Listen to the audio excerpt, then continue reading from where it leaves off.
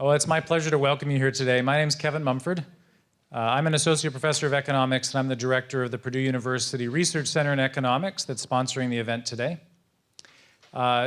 Because the Purdue University Research Center in Economics is fairly new, I wanted to just introduce it. The center has as its mission the creation of research that is devoted to analyzing the effects of government policy on our lives, to see how these policies affect society well-being and the market economy. And we have three main missions. The first mission is that we hire faculty, we support faculty in their research, and currently the center is funding 7 faculty lines. We also provide fellowships for PhD students, and this academic year we funded 11 PhD students. And finally, we try to disseminate the research, and we do so through a couple of channels. One is through promoting research through the media, and the second is by hosting events like this that engage the public and explain economic ideas with the goal of improving economic discourse. So it's my pleasure today to thank the Pence family for their support of this Economic Ideas Forum. It was the Hugh and Judy Pence family that sponsored this event, and I wanted to point out that their support goes far beyond just this evening. They also created the Economic Scholars Program. We had 35 undergraduate students this year who applied. We selected 12 of those to participate. They come from a variety of different majors across the university. Each one of them read Professor Irwin's book, Clashing Over Commerce, and then they met together with Professor Kiesling and had a book club and discussed the chapters of the book. I think that the Pence family's devotion to, or support of trying to further teaching economics to students that maybe wouldn't have been as exposed to it here is really quite an admirable thing. They believe that teaching students economics will improve their lives, regardless of their major or their future field of study. So to begin, it's my pleasure to introduce David Hummels, and then he'll introduce the rest of the program. David Hummels is the Dr. Samuel R. Allen Dean of the Krannert School of Management and a professor of economics. His research focuses on a broad range of issues in international trade, including offshoring, product differentiation, barriers to trade, and the broader impacts of aviation infrastructure and trade facilitation on trade and economic development.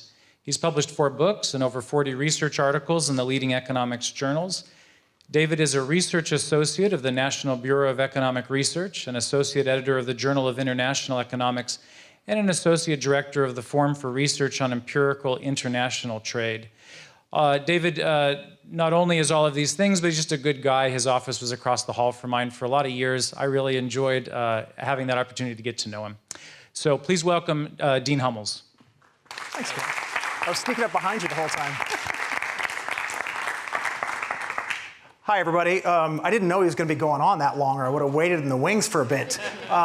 Welcome, everybody, both those of you who are in the audience tonight and those joining us via the live webcast. It's my pleasure to introduce to you 2 of our panelists today. First, Doug Irwin. Can you come on out? Doug is our special guest tonight. He is the John French Professor of Economics at Dartmouth College.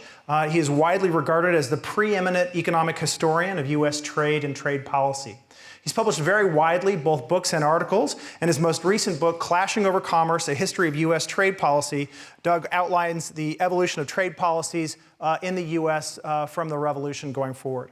He's also a research associate of the National Bureau of Economic Research. He served on the staff of the President's Council of Economic Advisors and the Board of Governors of the Federal Reserve System. David Scorman, please come on out. David Scorman is a professor of management and our associate dean for executive and global programs at Krannert. Particularly relevant for tonight's discussion, his research and teaching focuses on negotiations and the role of trust, both interpersonal and interorganizational. In his role as associate dean, he works on contracts and agreements with our many international partners, a set of negotiations that require a clear understanding of cultural differences in approaches to these negotiations. Please join me in welcoming Doug and David. So our plan here tonight is that we're going to spend a little time setting the stage with some things that have been happening with U.S. trade policy over the last couple of years. I'll be mostly talking with Doug at that point. We're then going to turn over to a conversation about negotiation strategy. both in general and in the specific, with specific respect to these trade policy negotiations, and bring in David and his expertise for that. And then the third part, we're going to talk a good bit about what's happening with respect to negotiations with and conflict with China, which I think is interesting and important in a lot of different ways. So just to kind of bring you up to speed on a few things that have been happening in trade over the last couple of years. On day 3 of the Trump presidency, by executive order, we withdrew from the Trans-Pacific Partnership, a very large multi-year effort to try and bring together a sort of new style trade agreement in the Pacific region. In 2017, the U.S. levied safeguard tariffs against $10 billion worth of Chinese and Korean washing machines and solar panels, kicking off a wave of retaliatory tariffs and disputes between those countries. In 2018, the United States levied 25% tariff against steel imports and 10% tariffs against aluminum imports, hitting a wide range of both economic rivals and allies. That also led to a great deal of retaliation against sensitive sectors in the U.S., including agriculture. Probably the biggest case, an unfair trade practices action against China focused on forced technology transfer and theft of U.S. intellectual property. That set off a wave of escalating threats and counter-threats of tariffs, threatening virtually all of trade between the United States and China. Now, most recently, the U.S. is actually now investigating the possibility that imported autos are a threat to national security. I drive an Audi. What are you guys driving? American-made Honda.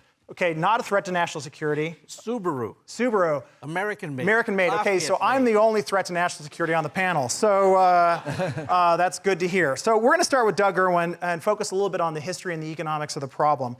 And we'll bring in David here in a little bit. So Doug, I've been paying attention to these issues for about the last 25 years, and your perspective extends over the last 250 years of U.S. history. So what I'm curious about is the wave of protectionism that we have seen since President Trump took office unusual in historical context? So I would say no. So you have to widen the lens a bit and get a broad view of what's going on. But you're actually, 25 years is not a bad metric in some sense, because I talk in the book about 3 phases of U.S. trade policy. And the most recent phase really starts in the mid-1930s when we shift towards reaching trade agreements with other countries, era of reciprocity, as I call it. But over that period, since 1934, certainly since World War II, it hasn't been sort of this linear progress towards lower tariffs, greater trade, and things of that sort.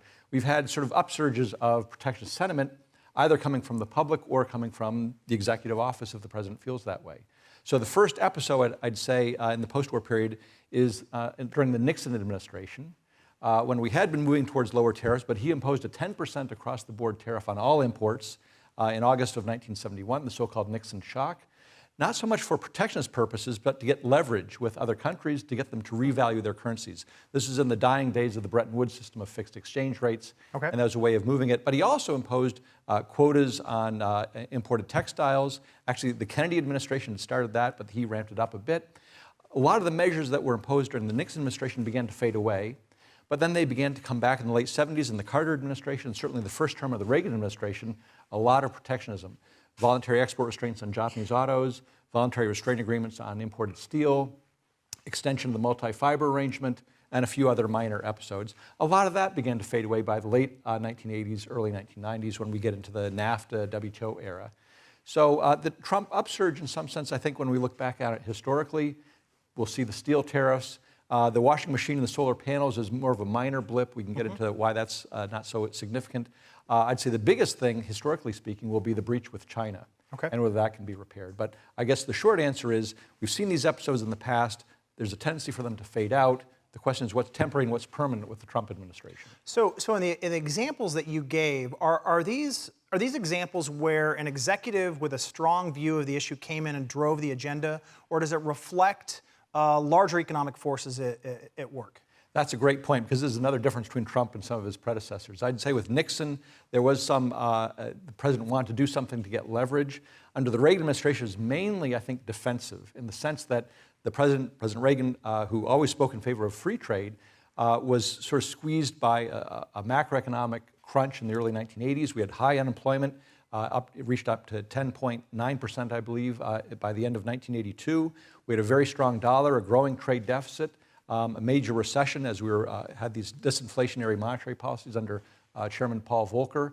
And so there was a tremendous squeeze on the economy that sort of led to a lot of protectionist pressure that the president accommodated a lot of it, not all of it, but sort of was reacting to the demands of certain industries. Okay. What makes President Trump interesting, and you mentioned the auto tariffs, the auto industry is not asking for higher protection.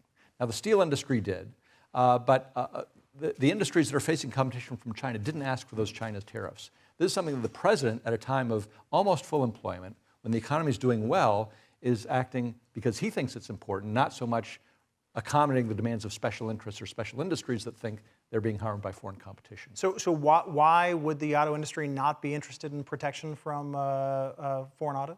Because they're already well integrated in the global supply chain involving Canada and Mexico. And so they have been strong supporters of NAFTA. And for us to get into a trade war, to have ripped up NAFTA, or to raise tariffs on either both of them or on components is terribly disruptive for the investments that they've made, costly reinvestment to bring things back to the U.S. that they don't want. So if it's not a response to sort of industry demands for protection, are there other things we should be thinking about, sort of rising inequality, displacement of lower skilled workers? I mean, is that plausibly a motivation for the specific kinds of protection that we've seen over the last few years? I think those factors are very important in possibly explaining why President Trump was elected in their narrow election. And that's sort of an important backdrop to what's going on in American politics. But when you look at public opinion polls, when you look at other survey evidence, there's not this groundswell of demand for protection, this anti-foreign attitude, at least in terms of trade, that I would see would necessarily necessitate a president acting in this way. So the question is, there has been rising inequality. The question is, what do you do about it? If it's not being driven by trade, or trade's not really a particular problem, why is trade being used as the possible solution or ameliorative action? Okay, so we're a few years into certainly with respect to the initial solar panel and the steel tariffs. We also have seen a wave of retaliation that's hit agriculture pretty heavily. U.S. interests there. So my question is, for the benefit of the audience, for those of you who aren't trade economists. There's some of you who are trade economists out there, I can see, but not all of you. So a tariff is just a tax on imported goods. And as with any tax, we're interested in the incidence. That is, who bears the burden of the tax? Is it, do suppliers have to absorb the tax in the form of, sort of smaller profits, or are they able to pass it on to consumers? So what do we know at this point about the economic effects of the protection that has been put in place? So there have been two papers that have just been released recently by people at the NBER and elsewhere examining this issue, because we have very good data on exactly when the tariffs were imposed, on what products, what countries were coming from. And surprisingly, I think it was somewhat surprisingly, they both showed 100% pass-through, which meant that importers buying from China or buying imported steel just passed on the full cost to consumers domestically here at home. So that's bad news for steel consumers in the United States, because you didn't go out and buy a bar of steel. I didn't go out and buy a bar of steel. Consumers as households aren't buying the steel, but businesses and firms are buying steel as inputs to their production, and state and local governments are buying steel as inputs to road infrastructure and what have you. So they're bearing the burden of the 25% tariff on imported steel to the extent that they're buying from imports. You said that finding surprised you. Why did it surprise you? Certainly in terms of more so in terms of the China example than the steel example, because the steel example, we're imposing tariffs on everyone. And there's a theory out there, well, you'd expect with any tax that the tax to some extent is going to be shared between the producers and the consumers. So Econ 101 supply and demand diagram, tax creates a wedge, and expect that if it's a 25% tax, you wouldn't expect the price to go up necessarily by 25%, something a little bit less than that, because the producers will absorb some of it. And yet the evidence seems to be that that wasn't the case. It's more surprising in the case of China, because there are a lot of substitutes for those goods from China, and you might have thought that the Chinese exporters would have to absorb that to maintain their market share. So we can easily, if we don't buy apparel from China, we buy it from Vietnam or Bangladesh or what have you. What does that tell you about the U.S. sort of negotiating position or its leverage in the fact that it wasn't able to that those policies weren't able to push any of the cost onto the foreign suppliers? It changes the domestic politics of it a bit, because certainly with the steel tariffs, if you're Caterpillar, if you're John Deere, if you're Ford or GM, and you're buying millions of dollars worth of steel every year, Ford's come out and said it's cost us $1 billion a year in added costs. Then they have to make the choice, are we going to absorb that? We're not earning that much, we have to pass it on, but then we pass it on, but then Toyota or Subaru or Audi, they don't have to pass it on to the extent they're producing overseas. So you get more domestic opposition to the extent that other firms can't absorb it and will lose market share. And you lose leverage because you're not forcing your foreign suppliers to feel some of the pain in terms of lower prices that they have to absorb, and then they don't complain to the government, resolve this dispute, we need to get rid of these tariffs. So apart from the effect on prices, either of the goods we buy or the goods we're trying to sell on markets, it strikes me that one of the interesting aspects of trade policy over the last 2 years is the fundamental uncertainty about what's actually going to happen. So today it's tariffs on $50 billion of imports, and then it's 100, and then it's 200, and then we have these sort of things going on. You know, we learn about new things via Twitter, which is, I think, probably unusual in historical. I mean, when Nixon did not tweet about, no, he did not. So I guess the question is, does the underlying policy uncertainty that creates, does that have an additional economic effect apart from the fact that the prices are changing? Absolutely, because even if the tariffs on China were to be reduced or would remain low, that uncertainty means if you're a U.S. multinational or you're thinking about sourcing from China, you don't know 6 months, 9 months, a year and a half in the future what those tariffs are going to be. There could have been, the trade dispute could have been resolved, the tariffs go back down to very low levels, they could go back up, and so you have to rethink your supply chains, and you have to rethink where you're sourcing things from. And that's also been a problem for Mexico in terms of the NAFTA renegotiation. So it's a deterrent to investment, and it causes firms and multinationals to rethink their supply chains. So I want to broaden the conversation now and bring in David Scorman to talk a little bit about negotiation. So, David, President Trump's personal and political branding and is very closely tied to his best-selling book, The Art of the Deal. It's all about his ability to out-negotiate whoever's across the table from him. Can you talk a little bit about what a background in New York real estate negotiation might mean in terms of a negotiation strategy that does or doesn't work in the context of international trade policy? Sure. When we talk about negotiation in class, we try to look at two different approaches or two different styles of negotiation. One's called distributive negotiations. Distributive negotiations are situations when you're dealing with a complete stranger. You're not going to see them again. It's a one-trial incident. Integrative negotiations are the ones that you have a more long-term relationship with, where it's imperative that you actually develop a relationship with the person that you're dealing with. Typically, there are two businesses that are associated with the distributive approach. One is the real estate business, and the other is the car buying business, particularly with used cars. Now, some might argue there are a few other situations where that applies. Trump's book should have been The Art of the Real Estate Deal. In that sense, it's a fine treatise on how you buy and sell real estate. But when you deal with it with the assumption that it's a one-time negotiation, what you tend to do in those situations, it's very much a win-lose approach. It's take all you can this time, don't worry about next time because there won't be any. So it's very much about win everything you can now. If, on the other hand, you have to come back and work with that same partner again, they remember what you did to them the last time, and that doesn't go well. I think for the Trumps of the world, winning means not leaving anything on the table. And while you might think that that means not leaving any money on the table, sometimes it's good because part of what you leave on the table is goodwill. And that goodwill can help you the next time you have to talk to that same partner. And that makes a whole lot of sense. So there aren't very many situations in which, in the business world, you'd want to be as distributive as Trump is with most of his negotiations. And that's clearly his style. It's very one-shot deal. Let me see how much I can win now. Let me see how much I can win. And He doesn't pay any attention to the connections between those episodes. The other thing that I think he ignores is the connections between different deals that he does. This is a global marketplace, so we all interact with each other. Things are connected to each other. If you don't build up, and in most of these long-term relationships, one of the topics that I study a lot is trust. You have to build trust. Trust makes a huge difference in your ability to manage long-term relationships. Trump is very transactional.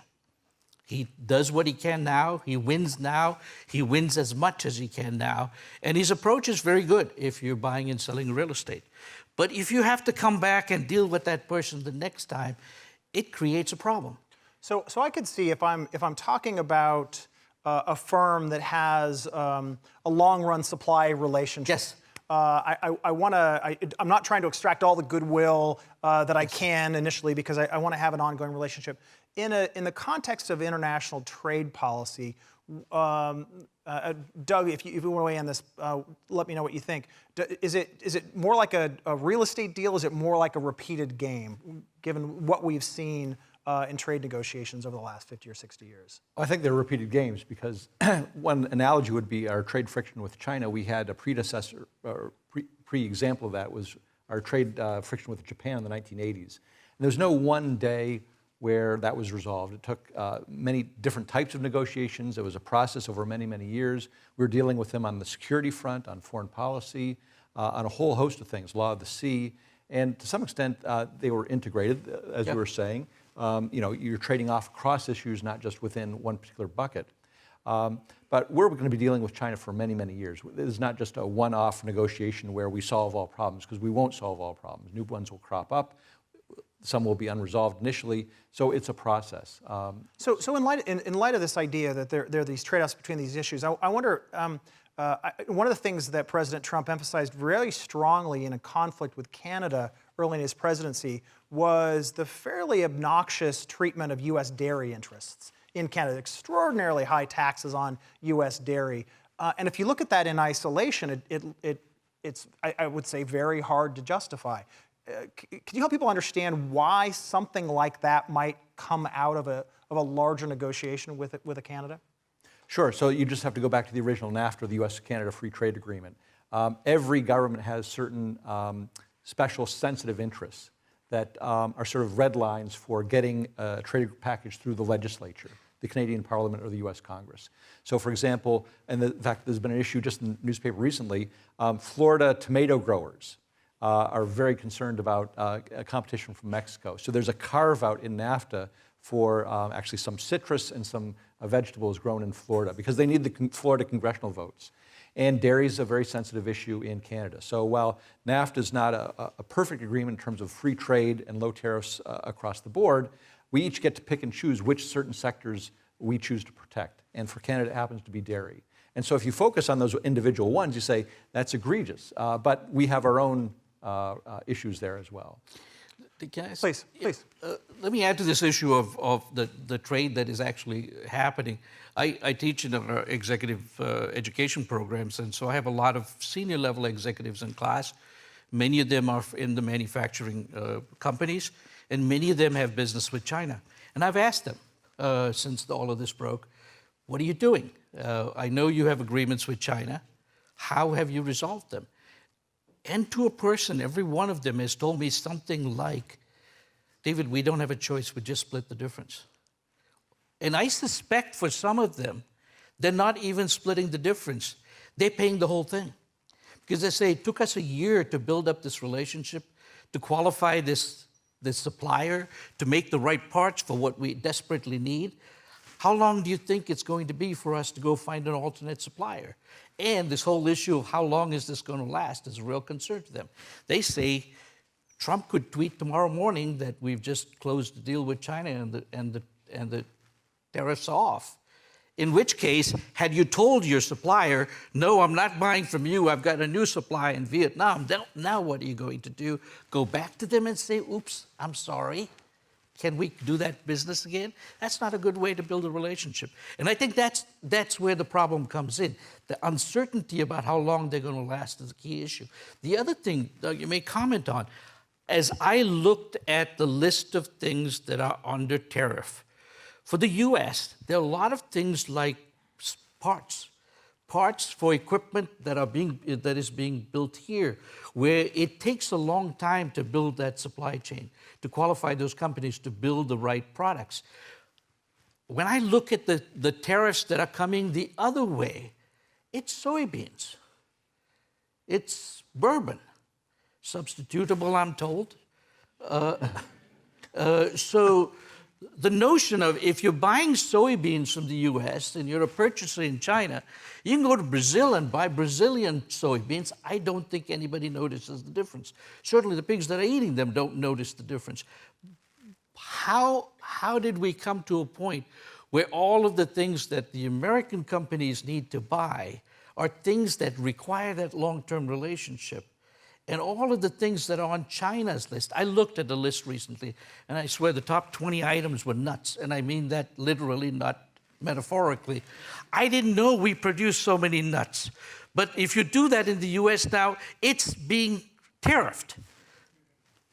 China can go any other country in the world that makes those nuts and buy them, and it's not a big deal. And if they come back later and buy them from us again, it wouldn't be a big deal. So somewhere along the way, I wish we had had some advisors that say, don't put that part on that list. Let's find some things that are commodities so it'll encourage our buyers to go elsewhere and penalize China the way we expected it to. So Doug, can you explain effective rates of protection to the audience in a way that they will understand? Because that's what David's alluding to here. I could, but I don't think I'll go there. But I'll try to elaborate on the point a little bit. Yeah. One example would be Apple. So everyone in this room would notice if your iPhone all of a sudden came with an extra 20% or a 25% tax on it. So the administration has chosen not to hit the final goods, which will hit consumers. That's why it'll be very interesting to see whether they ultimately have the guts to hit automobiles, which one will buy at some point, usually in the next 5 years or so. So the intermediate goods, it's a little bit hidden, and you're absolutely right. We did hit intermediate goods. So businesses then have to either absorb that or think about how they're going to pass it on, but the consumers won't see it so much. So let me come back to negotiation strategy. So one of the things that I paid attention to negotiations over the last 20, 25 years, they tend to be conducted somewhat quietly, behind closed doors, and I think what we're seeing here is a much more public sort of negotiation by tweet and by and sort of by bluster and a much more public kind of back and forth of threat and counter threat and so on. Are there reasons one might find that strategy more effective? Yes, I described to you about the distributive and the integrative earlier. There is another circumstance where companies might use a distributive approach when it is inappropriate. And that is when a company feels that it's in a much superior power position and would never find themselves in an inferior power position. So many people would argue that the way Walmart treats its suppliers is exactly that way. They don't expect ever to have the power shift.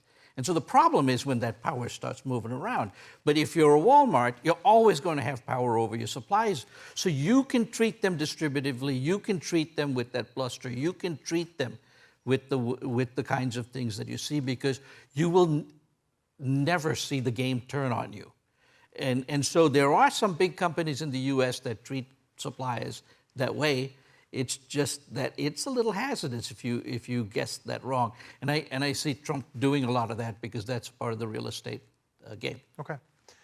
So Doug, a recurring theme in President Trump's comments about our various trade deals that are in force is that they've been poorly negotiated, that they advantage foreign countries over U.S. interests. Is there something to the idea that past U.S. trade negotiators have been taken by their foreign counterparts? That we could talk about NAFTA or any other particular deal, but do you see evidence that looks like we've been outmaneuvered on these agreements? Absolutely not. Okay.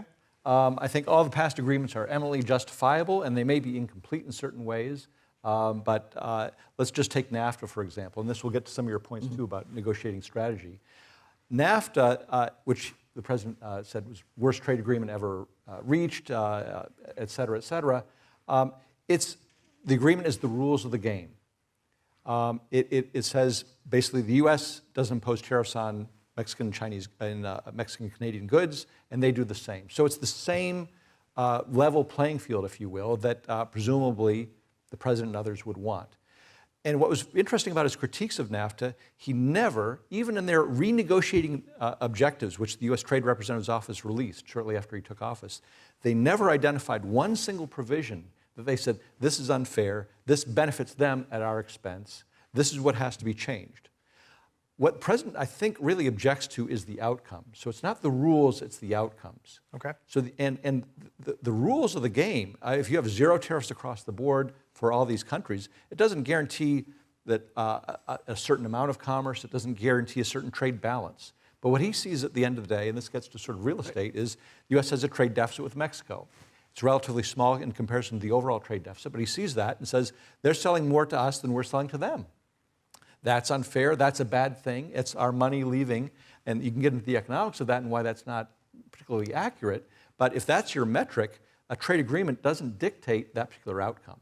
So he thinks the agreement is leading to that outcome. The outcome, I think, is coming for other reasons, so he badmouths the agreement. And what he tries to do, and this is what's sort of odd about this USMCA, the renegotiated NAFTA, the NAFTA 2.0, if you will, is that it really doesn't change too much from the original NAFTA, but there was a pressure in the negotiation to try to manage the outcomes.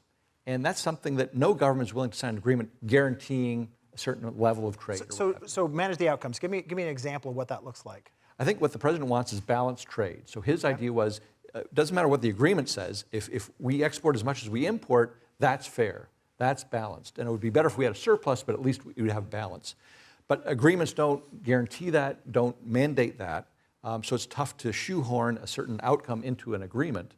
But it does lead to managed trade, because if that's what you're going for, balanced trade, then you're going to have governments come in and try to manage export levels and import levels to adjust to maintain that balance. So I think we've seen that with the negotiations with China, the idea that the Chinese government would buy a certain volume of soybeans to try and balance the scales a bit. Exactly, and so that would be a very different agreement than, say, NAFTA, which is the rules of the game versus mandating China must buy a certain amount, a dollar amount, that will help balance trade. So, all right, so I want to persist on this point a little bit, all right? So I think if you think about what the U.S. was trying to accomplish in trade negotiations going back to the end of World War II, part of that was trade liberalization, but another big piece of this was to rebuild war-torn economies and to use trade negotiations and trade agreements to knit countries together and have them trading instead of fighting. If you have a broader negotiating agenda than just trade liberalization, aren't you going to be likely to give up some things that you wouldn't otherwise give up? Yes, and actually in my book I have a statement where there are members of Congress that were concerned about the State Department giving up too much to other countries in trade negotiations in the 1950s and early 1960s. And one reason why we have the U.S. Trade Representative's Office instead of the State Department doing negotiation is Congress took that power away from the State Department and gave it to USTR to focus more on U.S. commercial interests. And so USTR, the negotiating arm of the government in terms of trade, does not focus directly on foreign policy ramifications or the diplomatic ramifications or the military ramifications. Those come through an interagency process, but the negotiation itself is focused directly on those commercial benefits. So you feel at this point those kinds of concerns have already been redressed through our internal process? Not completely, but largely. So once again, NAFTA is not an uneven playing field in terms of the tariffs or the other government regulations that are affected by it. But there are things that are outside the trade agreements where you can have an unbalanced trade level playing field, if you will. And that particularly is the case with China, and that's why you need constant renegotiation and constant pressure to expand the scope of the agreement and bring other practices into conformity with what we think would be fair dealing. See, I would say there are some agreements, I think, where it would seem on the surface that we've given away more than we needed to, that we have got a bad deal. I think NATO may be one of those. UN is clearly another one. But we capitalize on the goodwill that brings us from a lot of the countries that are involved. And we use that goodwill to buy things later. It's a currency that Trump does not understand. And that's something that I think is missing when you use his negotiation approach with a lot of countries. So give me an example. So what do you think? What do you think the downside is to pushing countries to the wall on the trade negotiations? The downside is this: we are now trying to press countries to not use Huawei products. I think in a different climate, those countries. So Huawei is the Chinese technology company that's building the 5G system around the world. In a different environment, I think a lot of those countries would have agreed with that. I think right now they're stepping up and saying, no, we're not going to agree with that. And I think it goes back to a lot of the lost goodwill that we would have had we stayed with the Paris Climate Accords or something like that. I think those things trade off. I've been really intrigued at what Kim Jong-un did this week to rattle sabers and fire off something. We're not quite sure what. But I'm not quite convinced that President Xi had something to do with that. Okay, Mnuchin is in China negotiating a trade deal. He probably called up his friend and said, hey, could you rattle some cages in the US right now so we can distract them from what we're talking about? Did he? I don't know. But we can't do that anymore, and that's part of the problem. Okay, so let's talk about China, because I think solar panels and washing machines are not a great big deal in the grand scheme of things. Even steel and aluminum is not all that important. But there's a real sense that what's at stake with China is maybe a much bigger deal. So, Doug, can you talk a little bit about how you would characterize the difference in the disagreement there versus some of the other things that we've seen in the last few years? Yeah, and I think when I'm asked the question, what 5 or 10 years from now, what will be the lasting impact of the Trump administration on trade policy? We're not going to remember washing machines and things of that sort. The steel tariffs, we've had them in the past. They've been reduced in the past. That's also something that can pass from the scene. But sort of this new economic Cold War, if you will, between the U.S. and China, that I think is going to be a lasting feature of U.S. trade policy for many years to come. I think it actually started before Trump. Trump sort of amplified it, but there's great concern in the Obama administration, late second term in particular, about national security and other aspects of the relationship with China that weren't working out so well. And the trigger here, I think, is President Xi, who in 2003 began to change and reorient the Chinese economy away from more privatization, more openness, more towards a Western model, towards doubling down and reorienting the economy towards more state-run, promoting the state-owned enterprises and things of that sort, and maybe even protectionism and industrial policy. So that's been the shift in China that I think has triggered the Trump response. So the future of that depends as much on the Chinese direction and the Chinese leadership as it does on the U.S. But I think it would be very difficult for a future administration to say, whatever's going on in China, we're just going to get rid of those Trump tariffs and get nothing in return. A future administration will have to get something from China to get those tariffs removed. And if they're not removed, I think that affects investment and the security of supply chains and what have you. So former Secretary of Treasury Hank Paulson, a Dartmouth graduate class of 1966, he said there's an economic iron curtain descending between the U.S. and China. And he was viewing that as a problem, but I think it's going to be an issue for the U.S. for many years to come. So one of the things that I've been a little bit puzzled by is that folks who in the U.S. context are very disdainful about industrial policy and whether it can be effective seem extremely concerned that somehow the Chinese can be incredibly effective at using industrial policy. So can you explain that to me? Well, there's this little contradiction about whether we want the Chinese economy to succeed and flourish, or do we want it to sort of tail off and level off. because if we push them to liberalize and open up, arguably that will allow the Chinese economy to do much better. So if they actually give in to our demands, it's good for China as much as we think we're achieving our certain objectives. If they go down the road of more state-led socialism, channeling credit to state-owned enterprises, keeping more to a closed economy, then supposedly they're not adhering to what we want. We wanted them to open up, but it also will slow them down and possibly ossify them in terms of where they tap off economically. So we have to decide, do we really want China open and a more robust competitor, or do we want them to sort of close up, even if some U.S. commercial interests are harmed, whereas it hurts them in the longer run?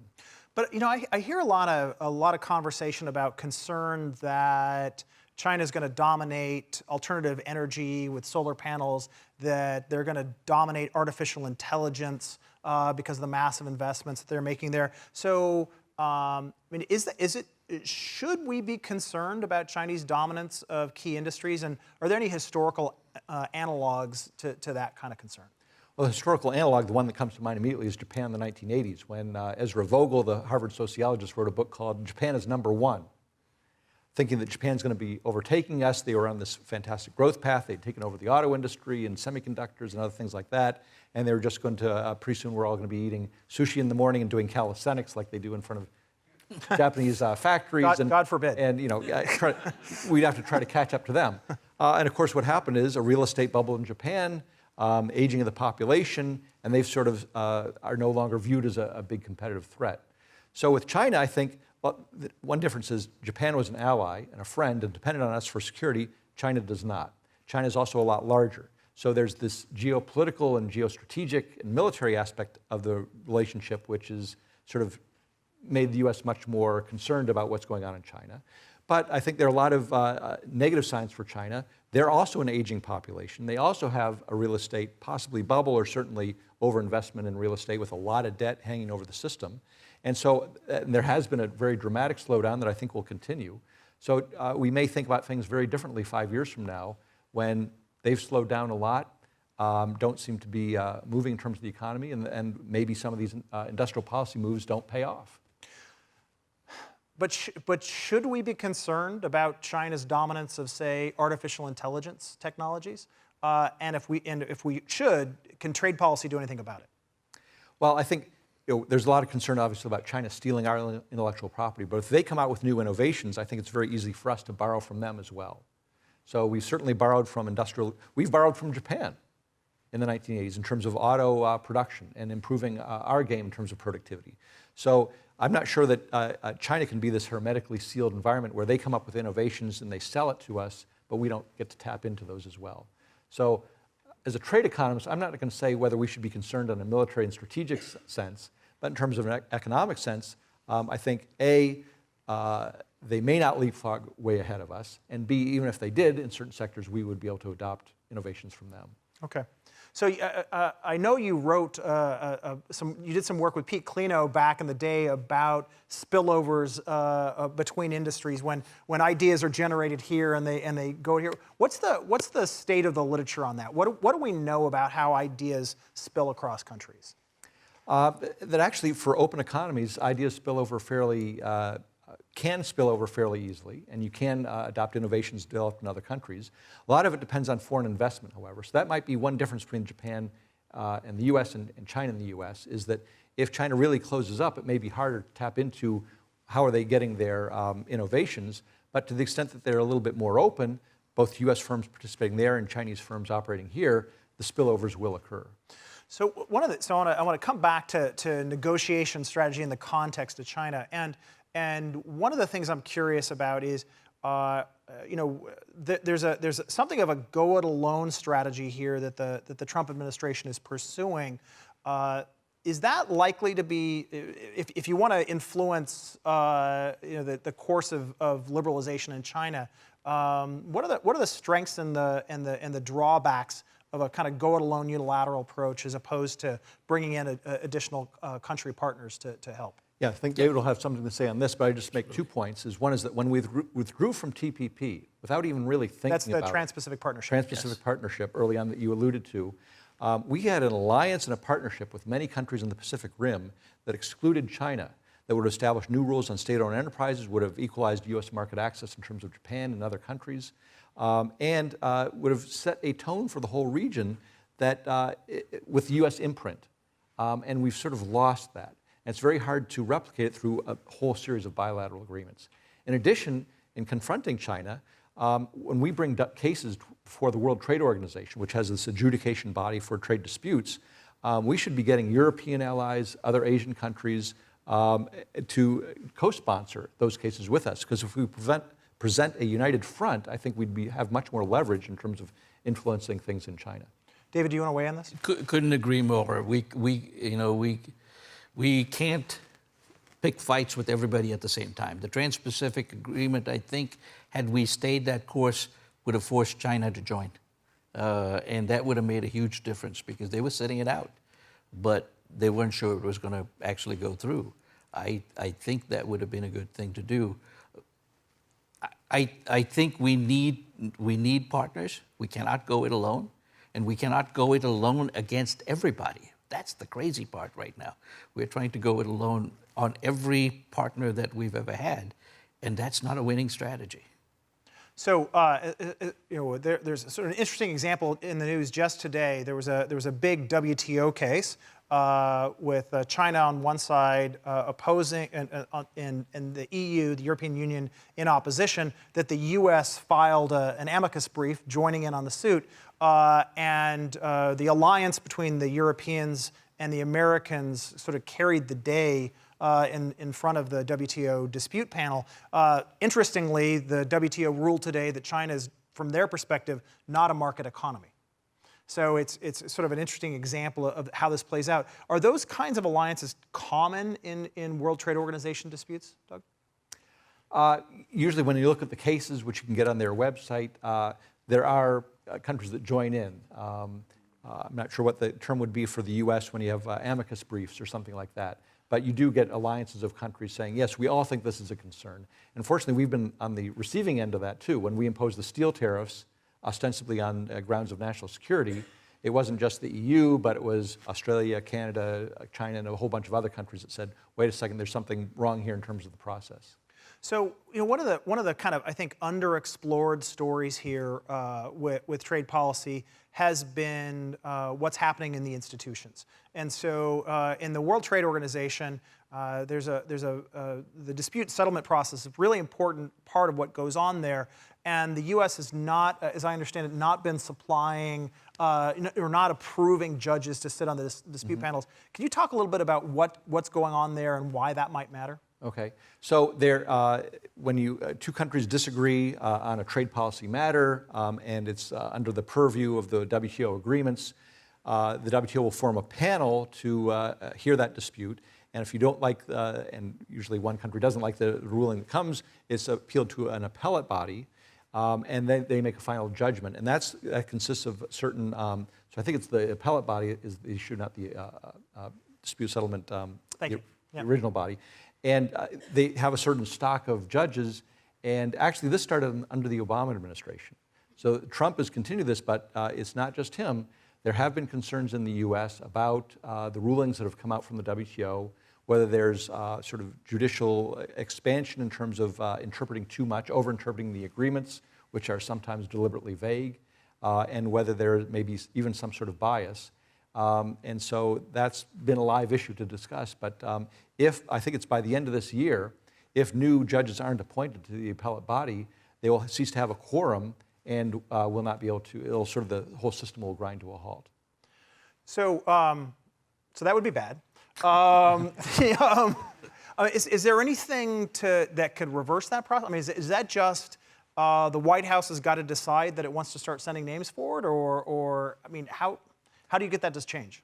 There has to be, there is now, one thing that this gets to negotiating leverage. Yeah. If the U.S. says we're going to veto or stop any new appointments, and so this thing is going to grind to a halt, that gets people's attention. Sure. And so I think just complaining about the dispute settlement system before wasn't really bringing about much change. Now there's attention to how can we remedy things and improve things, and we've got Canada and many other countries talking about that. So I don't think things will change by December. But there are also workarounds. So there can be implicit agreements by the parties to have an informal appellate body ruling or something like that. So I think the system can limp along, but certainly it's not good until we get an agreement to shore things up. So I'm going to, in just about 5 minutes, I'm going to open up the microphones to the audience to ask questions. And so be thinking about what you might want to ask Doug or David about trade policy and negotiations. Doug, before we do that, though, I'm curious. So clearly, if someone wants to understand a broad historical perspective on trade policy, they should buy your book, Clashing Over Commerce.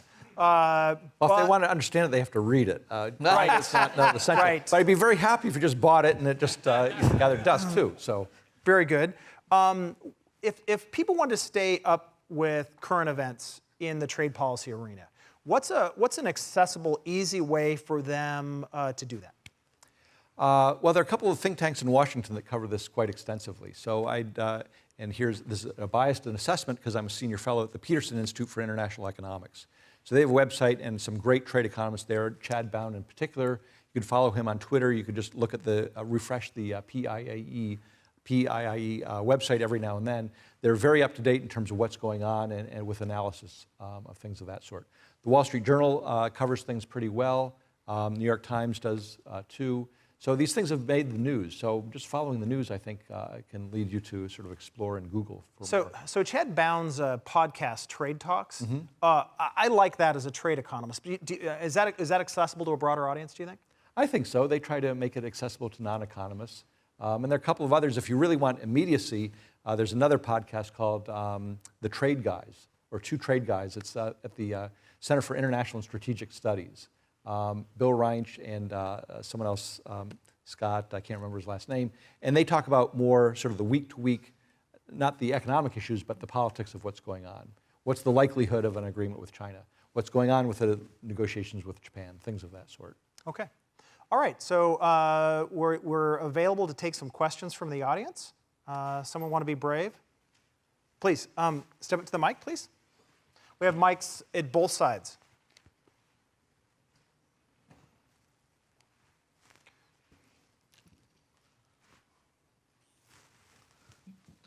Hello, my name is Carlos Sonaria, and I'm an international student from Venezuela. I just wanted to get your take on what you think the Venezuelan economy is heading to, the U.S. participation in a potential intervention in Venezuela, and if you think that international organizations are doing enough in order to, more or less heal this issue. So the Venezuela economy? So the Venezuela economy has collapsed for two reasons. One, oil prices have fallen considerably, but it's been compounded by the ineptitude of late Chavez and then Maduro regime in terms of the policies they've pursued. So unfortunately, it's a humanitarian crisis. It's a major economic crisis. And I'm not sure there's much the international community can do. I think some of the regional partners in there have pushed for the fair election and some sort of political change. I think political change is really the only thing that will ultimately change things. I'm not sure either lifting of sanctions or imposition of new sanctions or things of that sort is really going to help if you have policies in place that are just not geared for economic development. And do you think that international organizations are made in a way that they can help issues in countries like this? Like, for example, now countries that have veto power, for example, can stop attempts to solve some of these issues in an international level. So if China or Russia right now have interest in Venezuela, that they can easily scrap one of the resolutions proposed by countries who want to solve them. So do you think that these countries' power to stop these types of resolutions are hurting countries such as Venezuela? Maybe, but I think it's so much of a domestic political issue. I think there's a limit to what the international community can do, short of intervening directly, which I don't think would be advisable. The Organization for American States can put pressure on the regime to, have new elections or reconsider their policies. But if the military and the civilian government don't want to change or are doubling down on the policies they're pursuing and the course they've charted, it's very tough for the rest of the world to have much of a direct say on that, I think, unfortunately. Okay. Thank you. Here, please. Okay, I want to thank you for being here and showing our students who are in the audience what economics should really be about. And I'd also like to bring the topic a little bit home. Higher education is one of America's great export industries. What are the implications, in your view, of some of these current trade disputes for higher education in the United States and the foreign students we've welcomed so far? Thank you. Well, the first thing I have to say, Professor Martin, is that he was my macroeconomics teacher at Michigan State University in the winter of 1983, I believe it was. And it was a tremendous course, and I still remember it, but... It hasn't held you back. Well, I didn't pursue macroeconomics so much, so, but that's not your fault. You taught me what I know, and I really appreciate your teaching from so long ago. And I do remember that vividly in the Dornbusch-Fisher textbook, which is a classic and a great exposition even today. Unfortunately, here's where you see that there's retaliation against the U.S., either directly or indirectly, where the number of Chinese students may be falling to the United States. It's a great boon for Britain. It's a great boon for New Zealand, Australia, because they're substitutes. That's one of the lessons of economics. They're substitutes for most things. And if other countries, particularly China, are upset or concerned with the direction of U.S. policy, not just in terms of trade, but on multiple dimensions, there are other opportunities for them. So I think Canadian universities also have seen an increase in enrollment, and that is an issue for a number of American universities who rely on foreign students to not just pay the bills, but to fill classrooms and what have you. Thank you. So I'll just add to that. I mean, I think for a place like Purdue, which has a very large international student population, but also a very long application list, I think we'll weather the storm. But if you get to the sort of next tier down in terms of quality of institutions, you're seeing a very dramatic reduction in the number of those students with very serious impacts on the financial bottom line. So one of the worries I had in our discussion up to now, is that we sort of think of all the decisions being made right now as irrational. Okay, but here's a potential alternative to consider. One is that we never were in a good equilibrium to begin with. And so if you're sort of solving a problem and you're in a bad equilibrium, simulated annealing means you shake things up and restart. So could we just think of this as we've just shaken things up so that we could come to a different equilibrium? It doesn't need to be rational during this period. It could be tearing things up and not following the rules, but there's the potential for perhaps a more preferred equilibrium. Could that be a way to think about it? Because what worries me is what is has a reason too, rather than just denying it. Just your thoughts. So I have to ask the question, what is the problem? What is the outcome we want? Mm-hmm. And what is the means to get there? So I can explain all the actions so far. Steel industry. We have Wilbur Ross, the Secretary of Commerce. Mm-hmm. We have Peter Navarro. And we have the President of the United States that believe we need a strong steel industry. And therefore, we are going to protect the steel industry. It's actually not so much different than what George W. Bush did in promising in the 2000 election, or actually it was then Vice President Cheney, going to West Virginia saying, we will protect the steel industry. So there's a political calculation there. There's also a rationale in terms of this is an industry that we think is important, and this is what we're going to do. Now, one could question as an economist whether we should use tariffs or subsidies or some other policy to help that industry, because I do think there are downstream knockoff effects that have been very adverse for U.S. manufacturing and U.S. jobs, let alone the retaliation from other countries. But I certainly understand, I guess, the objective there. China, I understand that too as well. And I think you're absolutely right. There's a disruption. There's a view that China's been moving in a bad direction from the U.S. perspective since 2013. Asking China to change is not going to accomplish much. Saying, don't do this, that doesn't work. And the tariffs have been a game changer. It's gotten China's attention. They're not sure what sort of deal the president has in mind, whether it's just buying a lot more agricultural goods or structural changes in the Chinese economy. That's something the United States has to figure out, but there are negotiations now that have a seriousness of purpose that was not there before. So just as a quick follow-up, potentially in the earlier negotiations, maybe worker protections and environmental protections were ignored in some countries, which gave them an advantage for trade. So is it possible that as a result of this shakeup, we'll enforce more environmental protections and worker protections and thereby come out to a more fairer trade agreement, you think? Well, I'm not sure that's a concern of the Trump administration, but it is a concern about Democrats in Congress. And so when they look at the USMCA or some new trade agreement that might come across their path, they're concerned about these things. And that's where negotiations, bipartisan consensus, for the Bush administration to get through the Peru and there's another agreement. They had to work with Chairman Pelosi or Speaker of the House Pelosi about reinforcing the worker rights and the environmental provisions in those agreements. So there's a party difference in terms of how important those are in the agreements. And if you have Democrats in control in Congress in some way, you're going to have to make accommodations to them to get things through. Thank you. So this question is fueled in large part by my ignorance over the period where my history classes end and before I was born. But I was looking back at, if I was looking at countries in the world that are labor abundant and relatively undeveloped in 1980, and I was saying which countries should the United States develop a closer economic relationship that I would trust would be able to play fair and abide by trade deals. And if I think like China, Indonesia, India, China is probably the last one I would have picked to develop a close relationship with. And so I'm wondering, how much did this relationship between the United States and China, which has developed to be very close despite the political differences, how much of that was an organic growth in the economies of those two countries, and how much, if any of it, was fueled by U.S. trade policy that may have biased things in favor of China being a preferred trading partner? I'm thinking maybe this had anything to do with like the Sino-Soviet split and trying to exploit that as a Cold War policy. So I think it was driven mainly by China's desire to become part of the world trading system, and the U.S. resisted that for many years. So certainly in the 1970s, when you look at the Nixon opening and what have you, that was driven by the Sino-Soviet split and geopolitical considerations. But there wasn't much trade, and there wasn't much trade opening. And of course, we all date this from Deng Xiaoping and the opening in 1978.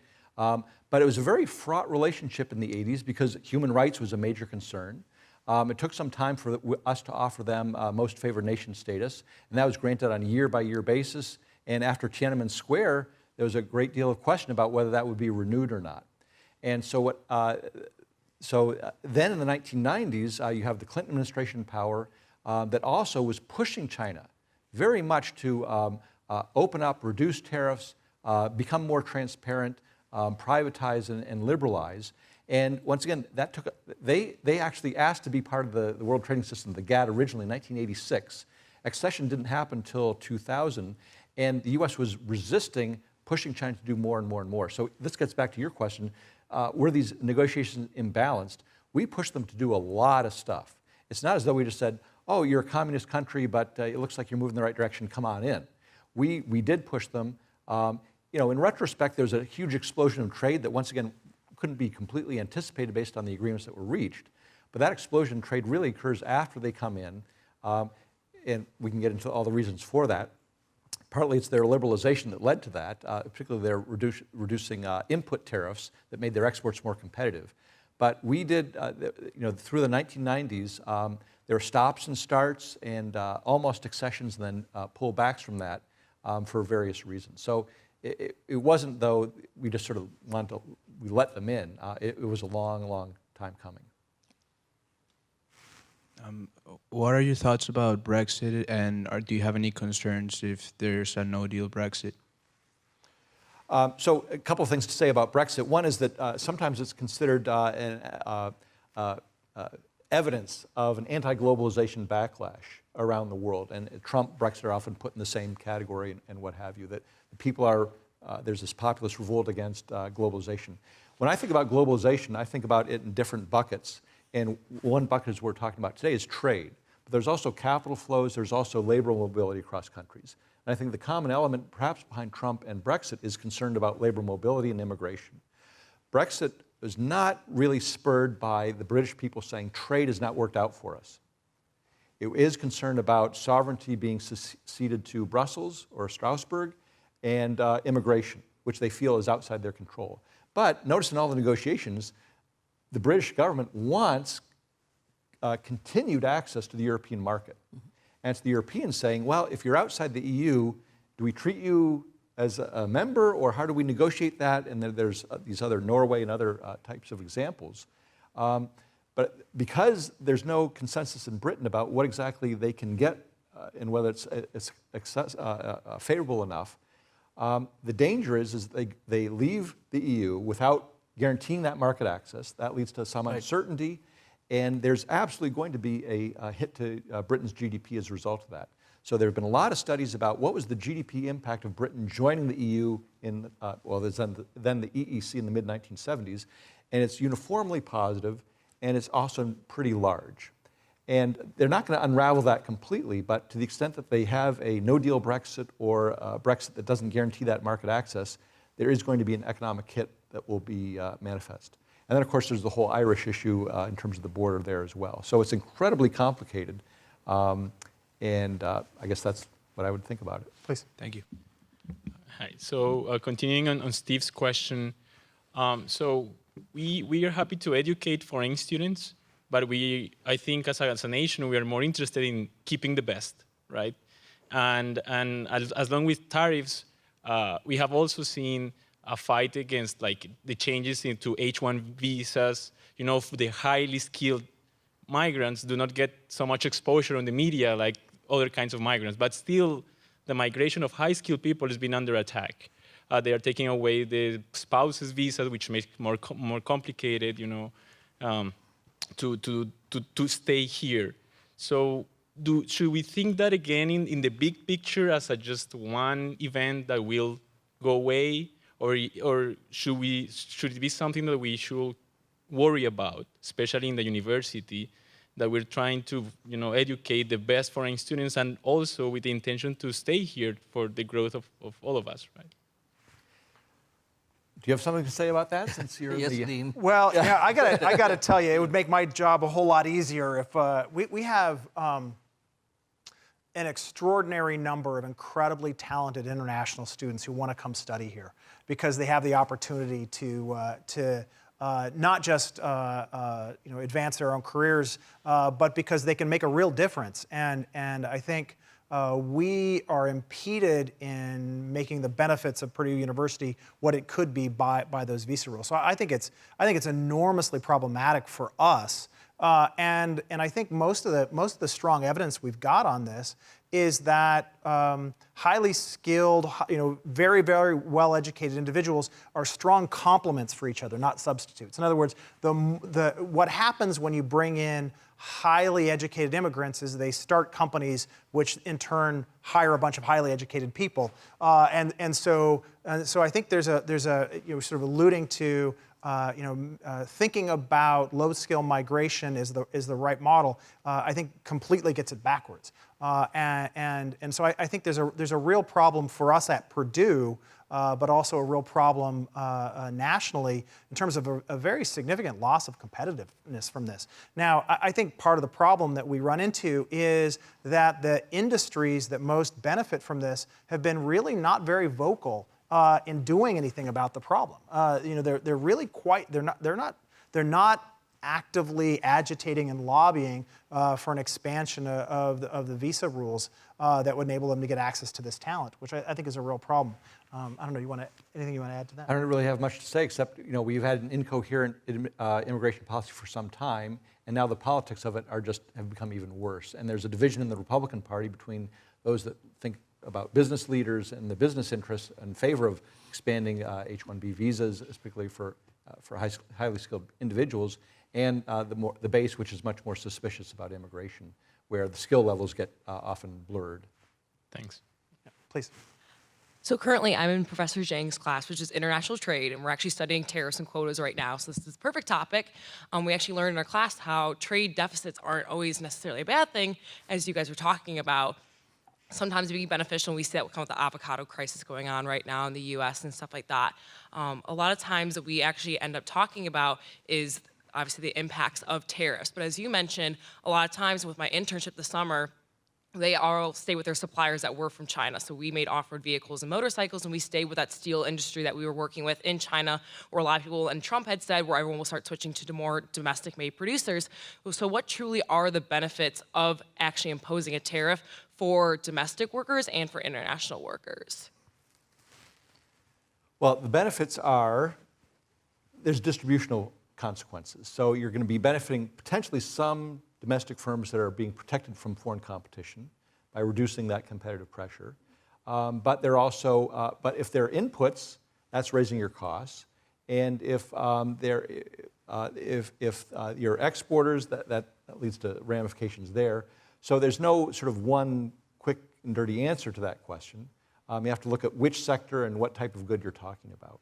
So I'd like to elaborate more, but I'd like to hear more about your question. So I'm not sure. Yeah, just like, and specifically even in the steel industry, like we had mentioned, like basically everyone's staying with the same Chinese suppliers instead of switching to domestic steel producers. So what really are the benefits for American steel producers right now with this tariff? Okay, we can talk about the steel industry and then we can talk about other industries. So one example you're talking about in terms of your internship is that even though the tariffs went up, you had that relationship that you've been talking about, and you can't really substitute away from it.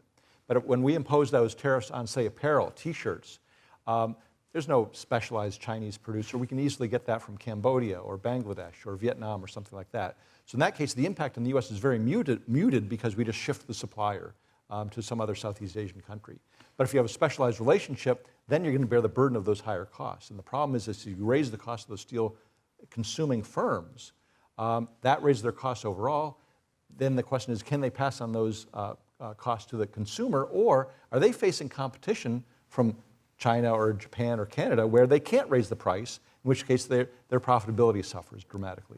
So who is the advisor in the administration who wouldn't say to the administration, do not put the tariffs on these intermediate goods because it doesn't work? I think there are a lot of economic advisors who would say that, but you also have Wilbur Ross and Peter Navarro and the president's instincts himself and the domestic industry that will benefit, saying this is something we need to do. Last question. Hello, Professor Arvin. My name is Jack. I'm an international student from China. You shared some thoughts about China may head toward a downturn economy. I'm wondering what some actions the Chinese government could take if they want China to Chinese economy to keep grow. To keep growing? Yeah, keep growing. So the headwinds facing China are things that are not beyond policy, but very difficult for policy. So one is, and I've mentioned this before, is the working age population in China is now beginning to shrink, as we saw with Japan around 1990 or so. So that means, in economics we talk about the China shock, where there's this huge expansion of trade with China, driven in part, not just by productivity, but an expansion of the labor force in China. Now we're going to see a negative China shock to the extent that their workforce is contracting and the population is aging, which of course creates a fiscal burden because there's fiscal transfers that go on to some extent. But you also have an overbuilt housing sector and overinvestment in many other sectors with the debt that goes along with that. So then there are issues in the financial sector in terms of non-performing loans and the debt burden that has to be serviced. So there's nothing you can do in the short run about the working age population. Right. The financial system is very complex, and they've managed to get through so far, I wouldn't say by papering over, but by working around some of the non-performing loans and expanding credit continually. But there's a limit, I think, to how much you can do that.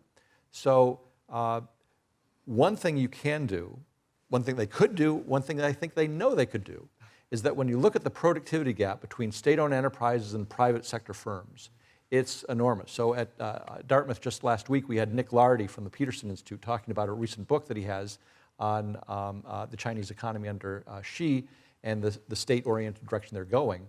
If they want to increase growth, if they want to increase productivity, they can do so by redistributing credit back towards the private sector and allowing the private sector to flourish. Because that was the source of China's growth since Deng Xiaoping. And moving against that direction, I think, will just lead to a further growth slowdown, which compounds a lot of the other problems that they're facing. It's really quite remarkable because we have this era of extraordinarily good data on Chinese firms, and all of the research is incredibly clear about how big this productivity gap is and the fact that it's widening over time. And so to see the government kind of going in this other direction suggests perhaps that GDP growth is maybe not the #1 target. They have something else in mind. It could be. It's obviously politics that's driving it, and whether it's the primacy of the party is much more important than growth, or something like that. It's a matter for the government to decide. So, Doug, I want to end tonight on an optimistic or a positive note. So, we've talked about a lot of things that are sort of frustrating or difficult about the current trade policy changes that we're seeing. Can you give the audience something to hold on to here to feel a little bit more positive about things? Sure. So, because in part of the rapid growth in world trade over the past 2 decades or so, driven in large part, I think, not so much because of the WTO and other trade agreements, but because of unilateral decisions by developing countries to open up their markets and improve their productivity and modernize. The rate of global poverty has declined dramatically and significantly and continues to do so. So we've made big inroads into global poverty, and that's also meant big inroads into global inequality. So there's these fascinating charts on this website called The World in Data. I think I may have that right, where if you look back and it plots the worldwide distribution of income. And if you go back to 1820, when we first have these statistics, and you look at income distribution across countries, it's a very small part with high incomes and this massive amount of people in poverty. That's in 1820 or so. So basically you're talking about Britain, Holland, maybe North America, where there's this escape from poverty. And escape from poverty is a term I think that Angus Deaton used, and maybe when he was here last week. Mm-hmm. If you look at that distribution in 1975, it's bimodal. So basically you have the OECD countries, and then you have what was then known as the Third World. The old Soviet bloc, Latin America, Africa, with a peak much smaller. When you look at world income distribution in 2010, it's almost unimodal. It's almost a bell curve, where those developing countries have moved up, and they've done so because they've changed their policies. And I think their riches have not come at the expense of the West or the richer countries, which have also increased their GDP per capita, even though there are concerns about income distribution. This is a growing world pie, and with that, I think it gives us the ability not just to put a further dent into global poverty, but to solve challenges such as climate change, which come about through better technology and higher incomes, which allow people to move towards cleaner industries. So I'm very optimistic overall about the direction we've been going in the past several decades at a global level. I'd like you all to join me in thanking Professors David Squirman and Doug Irwin for our time tonight. Thank you. Thank you all for being here, and a special thanks to the Pence family for their generous support of the Economic Ideas Forum. Thanks, and have a good evening.